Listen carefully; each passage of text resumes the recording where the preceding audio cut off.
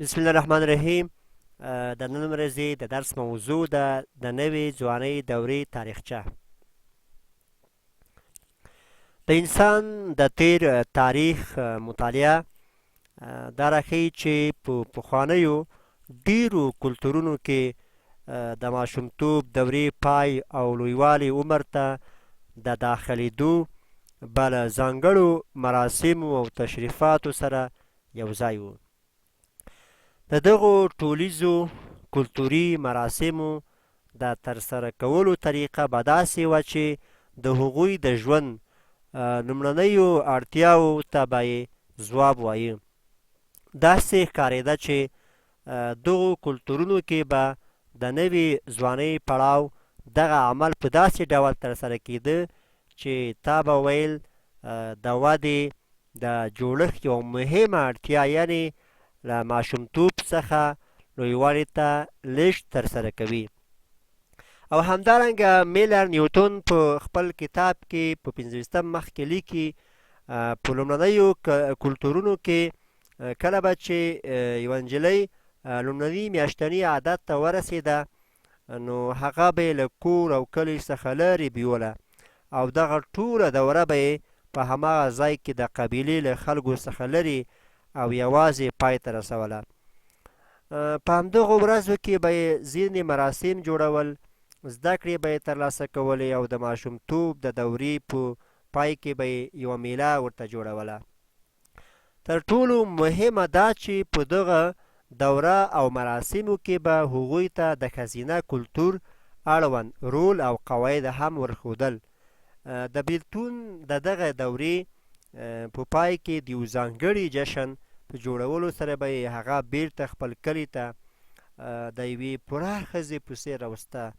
په دغو قبایلو کې د نویو ځوانانو هلکانو د ودې وخت هم تر ډیره په بدني بلوغ پورې ټاکل کېده، نه په جنسي بلوغ پورې. له هغو څخه به هیله کېده تر څو په فردي او یا ډله ییزه توګه لویوالي ته داخل شي. دغه چاره به هم معمولا له یو ډول بیلتون سره چې په هغې کې به ورته د پلار، کاکا او ځینې نورو لویانو لخوا د ښکار ځواک ښودلو او داسې نورو کړنو ورښودل شامل وو. همدارنګه د مارګاټ میډ مطالعات دغه څېړنې د ساموا او سورپوستو قبایلو په منځ کې چې د آرام سمندر په لویدیځ کې اوسېدل ترسره کړي.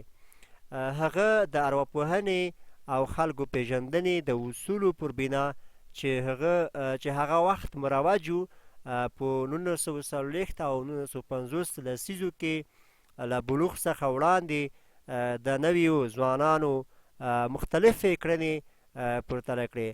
هماغه ډول هغه ټولنیز محدودیتونه هم روښانه کړي چې نویو ځوانانو ته ستونزې را پیدا کوي. د روسو نظر د نویو ځوانانو په هکله، روسو د انسان طبیعت او د روزنې څرنګوالي په هکله نظر خپور کړی و. هغه په خپل کتاب امیل کې نوې ځواني په 3 ځانګړنو سره پیژني. لومړی، نوې ځواني کې تعارض او بېثباتي شتون لري چې له زیستي ودې څخه رامنځته کېږي. دویم، د نوې ځوانۍ له مهمو اړخونو څخه یو هم د ژوند د مخکینیو پړاوونو نوی تکرار دی. دریم، د نوې ځوانۍ دورې ټولنیز او زیستي تغییرات له یو لړ اروايي بدلونونو سره مله وي.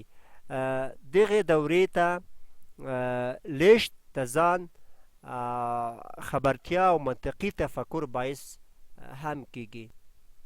د لرغوني یونان لومړني فیلسوفانو د نوې ځوانۍ په هکله باورونه. د لرغوني یونان لومړني فیلسوف افلاطون باوري و چې نوې ځواني په دوره کې د خپلواکۍ ځواک پیل کېږي، ځکه باید په دغه عمر کې نوي ځوان ته د ریاضیاتو د علم ښوونه ورکول شي. همدارنګه ارسطو د ودې لپاره 3 پړاوونه ټاکي. اول 7 کلونه د ماشومتوب، دوم له 8 کلو څخه تر نوې ځوانۍ پورې د هلکتوب دوره، دریم له بلوغ څخه تر 21 کلنۍ پورې نوې ځواني یا کمال او رشد. د ارسطو باور د نوې ځوانۍ کلونه په تېرېدلو سره د انتخاب او تصمیم نیونې ځواک وده کوي. د هغه په نظر په سم ډول د دغو کالونو تېرېدل اسانه نه دي، ځکه نوي ځوان کې د بې حوصلګۍ او بې ثباتۍ د رامنځته کېدو باعث هم کېدای شي. ارسطو د نوي ځوانۍ تقریبي تاریخ په یوناني هلکانو او نجونو 14 کلونه شاوخوا ټاکلي.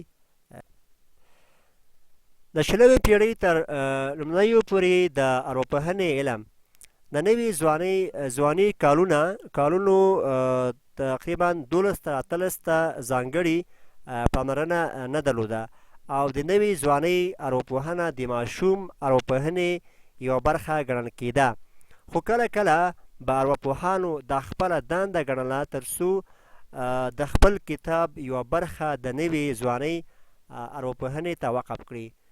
مننه، دا و د نن ورځې درس.